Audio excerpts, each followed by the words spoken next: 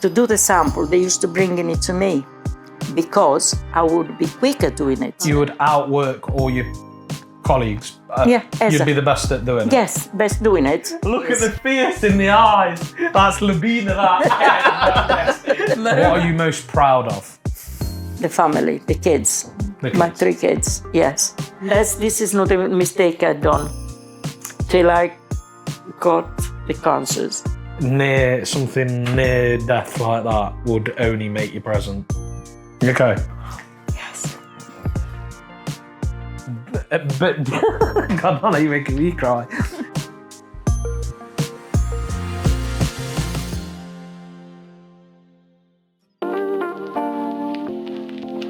So, I always come around and we always talk and we always, have the niceties and all things like that. But we never go deep, and I want to go deep and ask you a load of questions, and I've prepared for them. And just ask you things that maybe one day my children could watch and get some advice or whatever. How old are you? 82 next Monday. 82 next Monday. What's your earliest memory? One experience is when I went to class 5, which was in Palau, was only 7 students with 5 classes in one room. On the way back from school, I used to pick my little brother up and start a dinner for my parents. And one particular day, I got involved in the garden. Got involved in the garden. I want to make my own little space with things. What did I choose? Right under one olive tree, which nothing would grow there at all. My mom and daddy come in from work about 5, 6 o'clock in the afternoon. I looked in the kitchen to see the dinner was starting. I forgot about that. And I never forget my dad, because I said to my mom what I done. And my dad said, oh, leave her alone, she's all, I will do it. Yeah. And that night it was just bread and cheese instead of minestrone soup. When it came to the exam time, there was only 7 of us in 5 class involved. The teacher took us, from Palau, near where Zia Maria Domenica house is. Do you know by any chance where your Paul property was? Yeah, I know that. To there. In the Vespa, 2 kids and him each time to take his exam. I was asking 3 questions and I never answered one. Not one. Gives me the pagella, I don't know what's it called, report. Yeah. Promosa. Passed. What's this, for school? For the school. You passed without even doing anything? Without doing anything. I was happy. My parents were happy. I left without being able to even read any, because with also living in the countryside, there was no practice of the Italian. It was always been a dialect. We could not read at night time because we only had the torch, not proper lights. That was my regret. But when I was 16, I used to ask my parents, can I go back to school?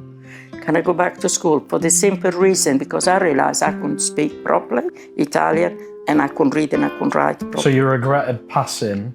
Yeah. I never knew that. So you regretted passing, then passing you without earning the pass?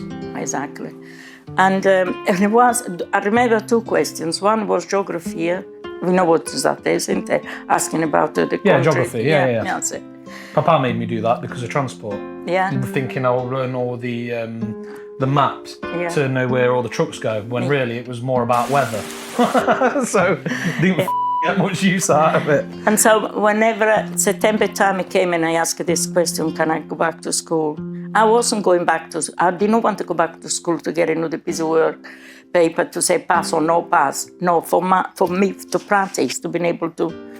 But my mum and dad never let me go. Okay. Never let me go. So, you grew up on a farm, right? Yeah. Maybe the animals, one thing, and the things I had to do for them.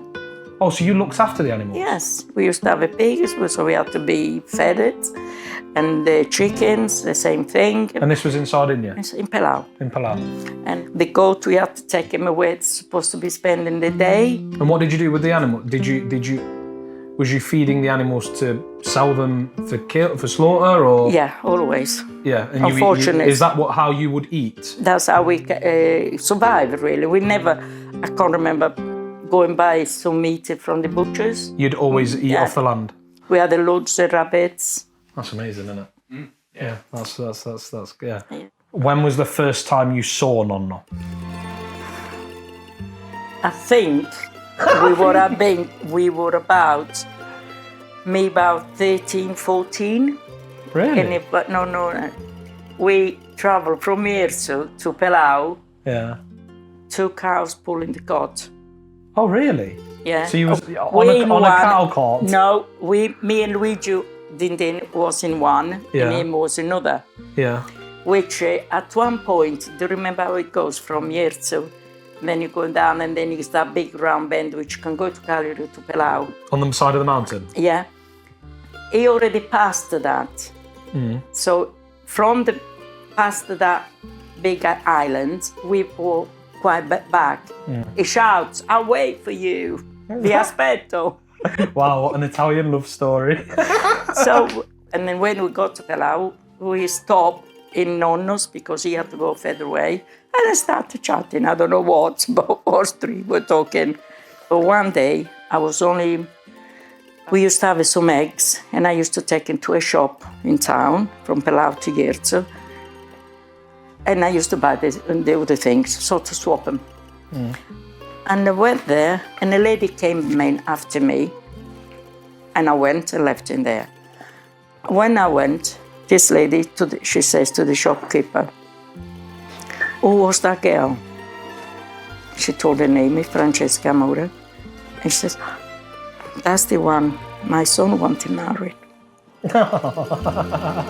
And that was this lady here? That was that lady. That was that lady there? That lady there. What made you want to move to England from such a nice place like that? I'm sorry to say, but I didn't have no choice on there. Why? Because at that time, when you get married in that place, whatever the husband wanted to do, you just was automatically on the cards. Yes. When did you get married? I was 22 when we got married, 1965. No, one more question before I go on to that. Your wedding day. Was you excited? Was you nervous? Very excited, maybe not, but nervous and worried, yes. You was nervous and worried? Because so I'm looking at that picture there, and she looks like she's herself. I was. Definitely looks like she doesn't look joyful on that. No. How was it? Was it, yeah? I think with me was maybe different as well, because I knew what is coming after that. What, because you was going to England? So you was going to get married? Yeah, and leave. And then how soon after? About 3 weeks. So you got married and then you moved to England 3 weeks after? Okay, and that was hard? Very. Because who was you leaving behind? Mum and Dad, brothers and sisters, friends. Okay. Yes. But God, Nonna, you're making me cry. Do you regret moving? No. No, one bit. Soon as I arrived in here, I said, that's it. But it was hard to make that move. It was hard. I can imagine, because how old was you when you moved? 22. 22. And to just get up and go and leave everything must have been. But was there phones by then? No. So when you actually moved. On the first year, I tell you that after, I used to have 3 letters on the go, and receiving 30. So I could receive more or less one every week or every 2 weeks, because they used to take up to 24 days, the letters. And did they always write back? Yes, oh yes. I had a lot of friends, uncles writing me. Oh. Never think about that, do you? Yes, they were very special when we used to go back to Sardinia in the car with the kids, when you and Nico came. Yeah, that was They awesome. were very special. They were very special. As I say, I repeated to say, as from the day when I arrived here, I said I'll not go back to Italy for good. But you're going we in a also few weeks, aren't you? With Papa? Are you going there Monday? Oh, yeah. No, but I mean going back to living there. Oh, live. Live. Okay, yeah, Yes, yeah. no. For, I don't know, till I start in the shop, working to save the money to go there every single year. Well, it was hard, but we enjoyed while we were there. What's the hardest goodbye that you've ever had to say? Many times when I left my parents, especially the last few years before they died, we knew. Yeah. Every time you'd leave, you didn't think, oh, is this the last time I'm saying goodbye? Exactly. Yeah, that's horrible. I actually remember that as a kid, saying bye to Nonna Kiko and thinking, am I going to see him again? That's, yeah. Horrible. Yeah. When did you open the shop? 1978. So you got married, you moved to England 3 weeks later. That was 1965. That was 1965. So what did you do between 65 and 68? I started working 2 weeks after I arrived. Nonna used to go out in the morning, very early hours in the morning, come back at night. So with this work, very, very hard work. And I said, I can't be left in here alone all day long and not being able to do anything and not being able to communicate with anyone because I couldn't say yes or no when I arrived here. Paolo's Rule's wife, Maria, she helped me to find a job. I went to work in Shanos. At where? Shanos, and this corner up here. What was it? Big factory, ladies' underwear. Okay. Big factory. What, sewing and... Sewing, yeah. I went there, not being able to talk anybody, but there was quite a few Italians in there already. So, you could only speak Italian as well? Yeah, I can't say a word of English. And they put me to sew on paper. And I should have stayed there for 6 weeks. But before coming to England, I was already sewing in Italy, making shirts and for a shop. So a week after, they brought me into the big room with all the others. They put me on piecework. On what? Piecework. What's piecework? Piecework. Piecework? What's piecework? Go on, what's piecework? Piecework. On your time, I think it is.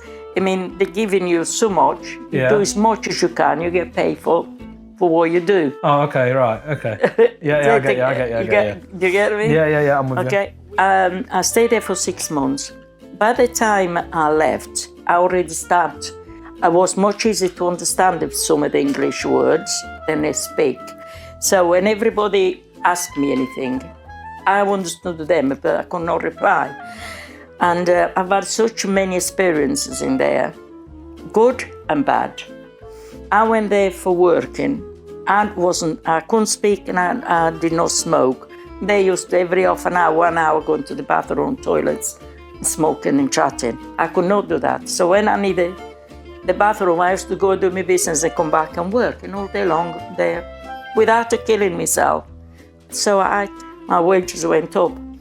And because even the bosses, when they had to do some new products, new item, to do the sample, they used to bring it to me because I would be quicker doing it. So you'd outwork the room?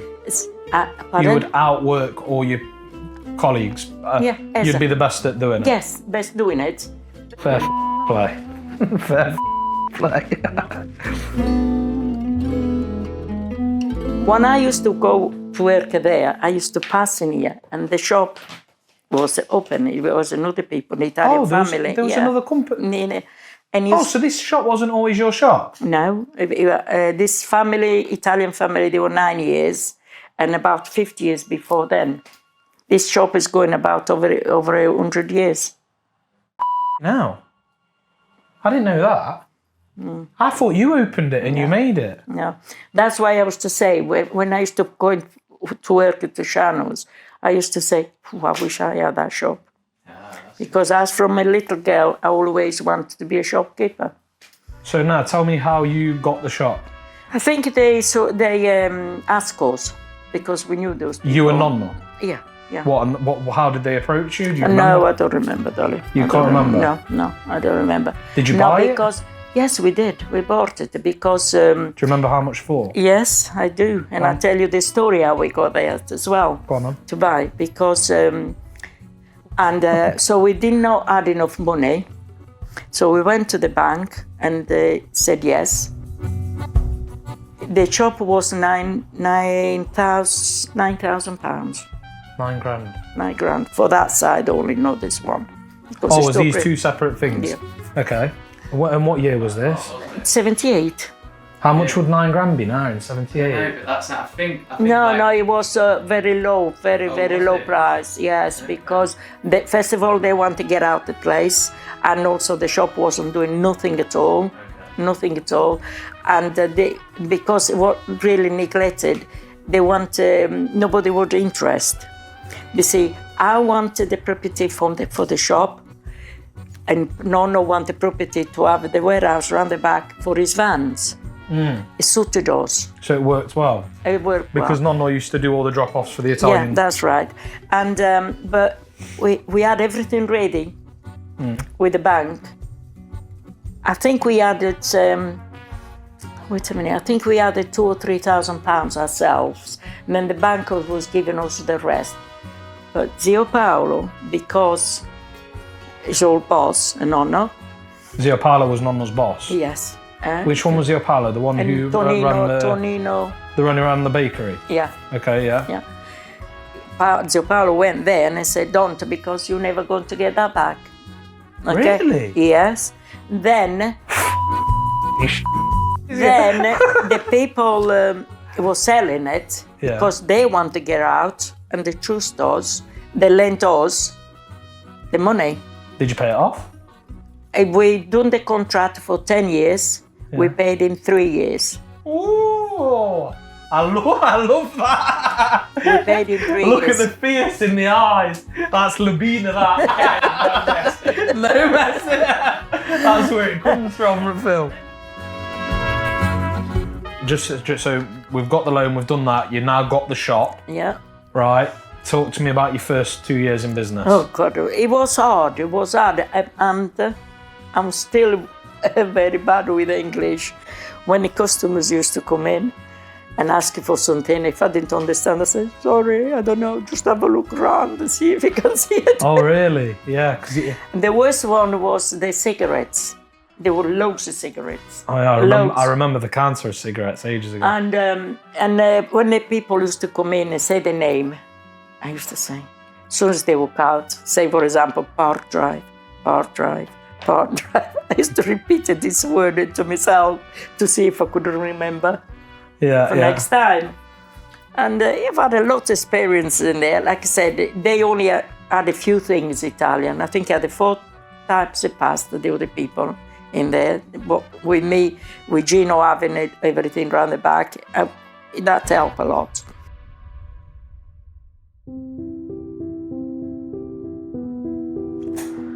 What about when you found out your first time you had cancer? Oh God. So that particular year, I was struggling with the health. That was the first one, 1995 it was. No, how old was you? 50. You was 50. You had 3 kids. Yeah, and running the shop. 50. Was I born? I was just born. No, I was 1 year old. Yes, you were living in our house with Mum and Dad. I was living at your house? Because when I found out I was poorly, I had to have the operation. I went with blind eyes because I didn't understand that this was a cancer. Not so much no it, but none of my family, no Gino family ever had that. Not friends in here, not friends in Sardinia. So just so the audience knows, you had cancer how many times? Twice. Twice. And where did you have it? In the... bowels first time. So this is what we're talking about, the bowel cancer? Yeah, 1995. One. And when I learned about that, I was so busy in the shop. I had a book full of orders, cakes. You know, I used to make cakes. And they had to cancel everything because I went to the first, roundabout 1st of December, and I come back home about the 21st of December. About 20 days, I think, I was in hospital for the first one. And before going hospital, let me go back, I said to the Gino and the lads, Papa and Zio, bring my bed here, because I don't want to stay at home by myself all day long. Yeah, so you had two homes, didn't you? You had the shop and then you had the home around the corner. You wanted to stay in the shop? I want to stay in the shop day and night. Fair play. And but when they told me that, and I said that I had a cancer, I said, don't bring the bed back. It's all right, I'll stay at home. For me, it was gone. For me, it was finished.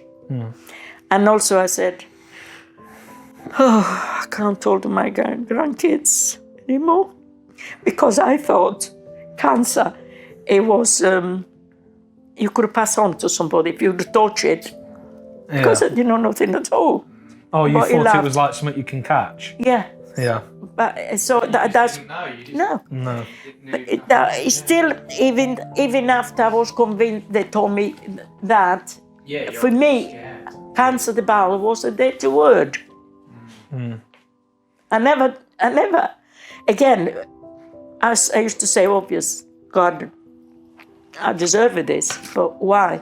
I haven't been in the streets. That's when I say dirty word. Yeah.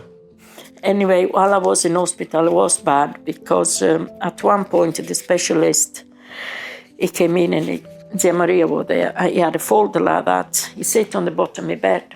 The one he comes in, Dr. Beckingham. Yeah. He's in a minute. So Nonna's doctor always comes... Christmas time. Even now, Christmas time, Easter, to come and eat the food. It was Nonna's doctor who's kind of saved his life. She always feeds him. He's a good guy. He's a good guy, yeah. And he came in this time. That's your real life hero, isn't it? Yeah.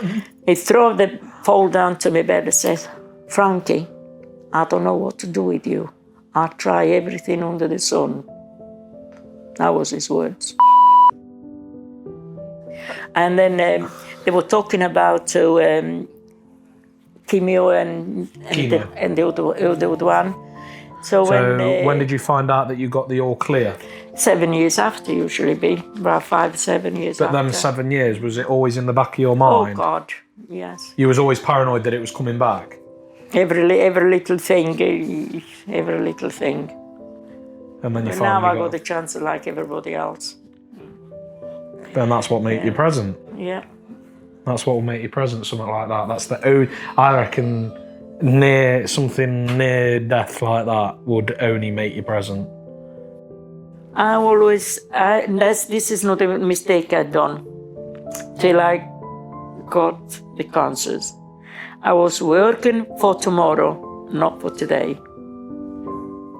Working to say, even if I bought a piece of cloth, new one, that's for the best. That's for the best. Your brain was thinking about next week, not to be present. So as from when I've been very poorly, I always say today, tomorrow is another day. So before you got poorly, it was looking forward. It was always on the run, exactly. And always looking forward and where you're going. After you got poorly, present where your feet are. That's the most important thing. Simon, he was here a lot with Luigi and Lorenzo. But so I grew up basically in the shop. Yeah, I used to be sitting on my bed playing with prize. Used to have the gun with the prize and stick him in his fingers and his nose. So the pricing gun, I don't know if you remember, you used to have a pricing gun where you used to go and stick everything. Yeah. And that used to be that much. That used to be my toy, putting prices on things. And he used to take it from one finger to another, put it on his nose, on my nose, hours and hours and hours on my bed. Bless him. And Luigi, Simon, one particular day when I was really down, we're sitting in the kitchen facing the window, hold my ear like I used to do to them when they were young. Hold my ear. He says, look through there. I says, well, what can he see? He says, it's just a bit of light. That's everything, he says. Is the light after the tunnel. That's Simon. God, I've not cried on these podcasts yet, Phil, and now I'm in bits all the way through. Bless you.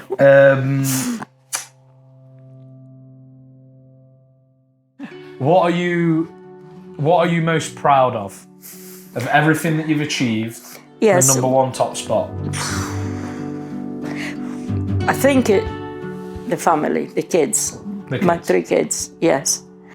I've not been in there for them as much as I should, again, because of the shop, okay?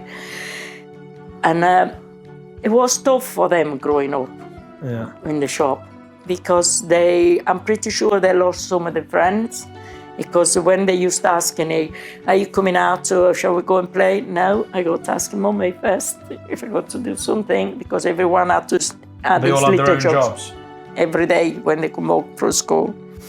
Fair. And so when they had reached 18, I said to myself, I don't know if I told them, but I think I told some of them as well.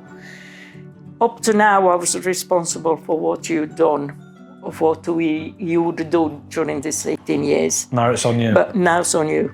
Nice. I like that. Because, as I say, I feel guilty that I haven't done like else is doing now for the kids. So, because the shop was first. I was on my own. Gino was never in.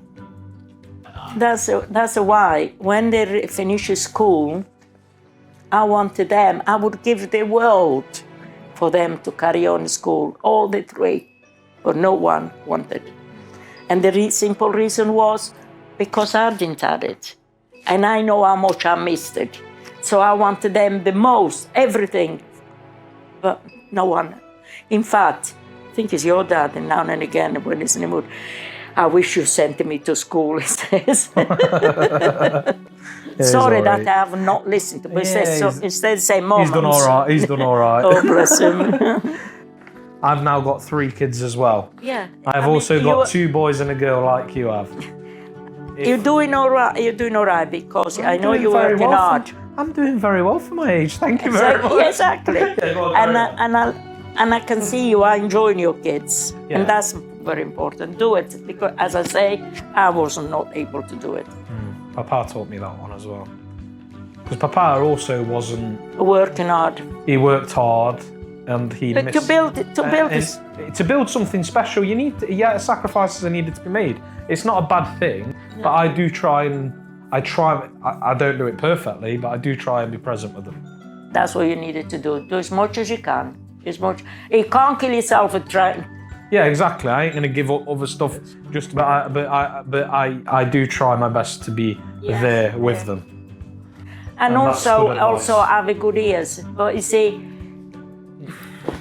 I don't remember unless we say goodbye or because we arrive, get a hug from my parents. Yeah. That's sad. It is. But that's why you cannot, if you're not at it, you don't know how to transmit it to your kids.